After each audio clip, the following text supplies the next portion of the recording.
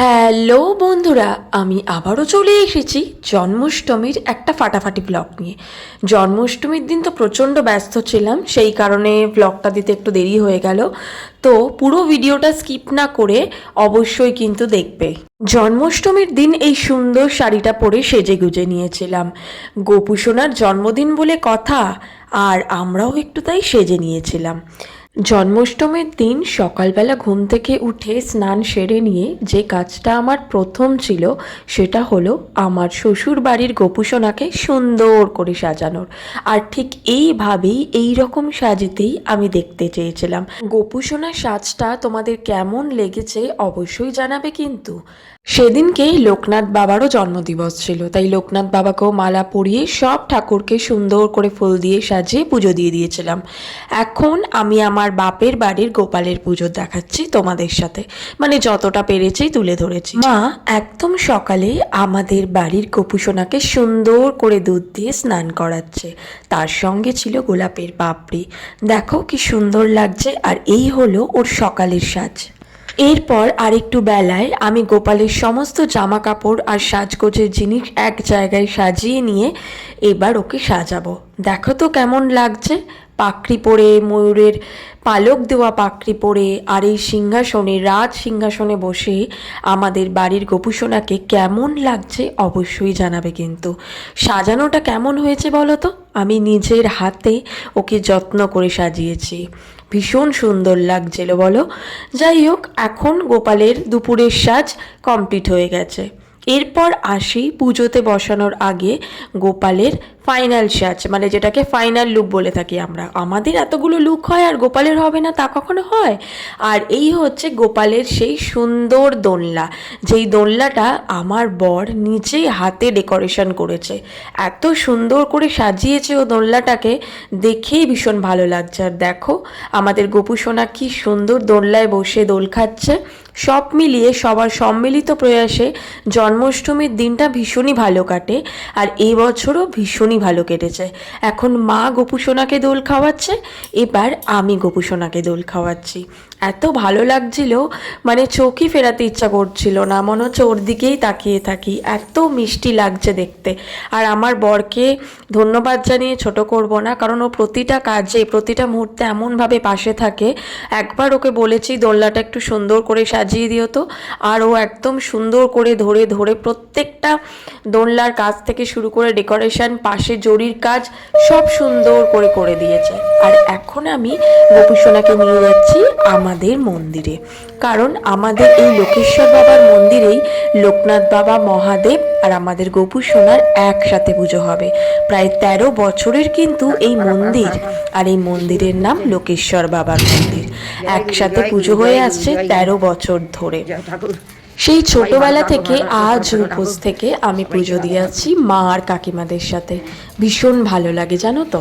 এখানে লোকনাথ বাবাকেও নতুন বস্ত্র পরানো হয়েছে, পুজোর পোশাক পরানো হয়েছে, তার সঙ্গে পুজোর যাবতীয় সামগ্রী সব কিছু এখানে এক এক করে কাকিমা আর মা মিলে এনে রাখছিল। পুজোর জিনিস মন্দিরে রাখতে রাখতেই ঠাকুর মশাইও চলে এসেছেন, তাই কাকিমা শাঁখটা বাজিয়ে নিচ্ছিল। আমাদের মন্দিরের 13 বছরের পুজো উপলক্ষে এখানে কিন্তু বক্সও বাজানো হচ্ছে, মানে ঠাকুরের গান, আর সেটাই তোমাদের সাথে একটু শেয়ার করলাম। আর এখানে দেখো লাইট দিয়ে পুরো মন্দিরটাকে কি সুন্দর করে সাজানো হয়েছে।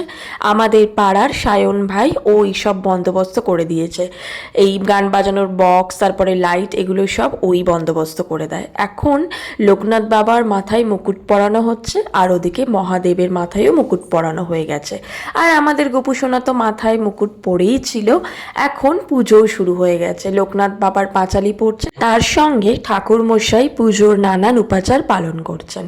আর এখন মোমবাতি দিয়ে একদম প্রথমেই যে আরতিটা হয়ে থাকে সেই আরতি করছেন ঠাকুর মশাই। এখন এদিকে ধুনো জ্বালানো হচ্ছে, কারণ ধুনোর ধোঁয়া ছাড়া তো পুজো অসম্পূর্ণ বলো। আর এখানে সবাই বসে আছে মনোযোগ সহকারে, কারণ পুজোর অঞ্জলি দেবে বলে। সবাই ফুল নেবে হাতে, তাই সবাই হাত ধুয়ে নিচ্ছে। মহাদেব, লোকনাথ বাবা আর আমাদের গোপু সোনার উদ্দেশ্যে পুষ্পাঞ্জলি দেওয়া হবে সেই কারণে। আর এদিকে ছেলেরা বসে আছে, এখন পঞ্চপ্রদীপ দিয়ে আরতি হচ্ছে।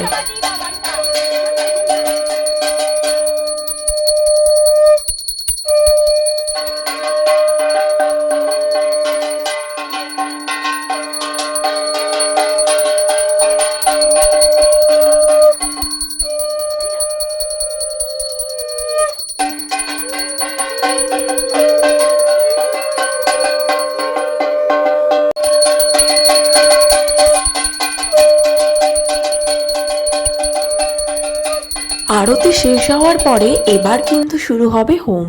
তাই এই হোম পর্বেরই সূচনা ঘটতে চলেছে এখন, সেই শুভ মুহূর্তের সূচনা ঘটতে চলেছে। আমার না ভীষণ ভালো লাগে হোম দেখতে। হোমের শিক্ষা নাকি ভীষণই পবিত্র। হোম পর্বের সমাপ্তি ঘটল, সেই কারণে এবার আমরা সবাই চলে এসেছি হোমের টিকা পরব বলে। আর এখানে ঠাকুরমশাই হোমের টিকা তৈরি করার জন্য ওখান থেকেই একটা জ্বলন্ত কাঠ নিয়ে ঘিতে দিয়ে সেই টিকা সবার কপালে দিয়ে দেবেন। তোমরা দেখতেই পাচ্ছ যে একটা মাটির সরাতে ঘিয়ের মধ্যে জ্বলন্ত কাঠের টুকরো ঠাকুরমশাই নিয়েছেন, আর সেটাই হোমের টিকা হিসাবে তৈরি করে আমাদের সবার কপালে ছোঁয়াবেন উনি।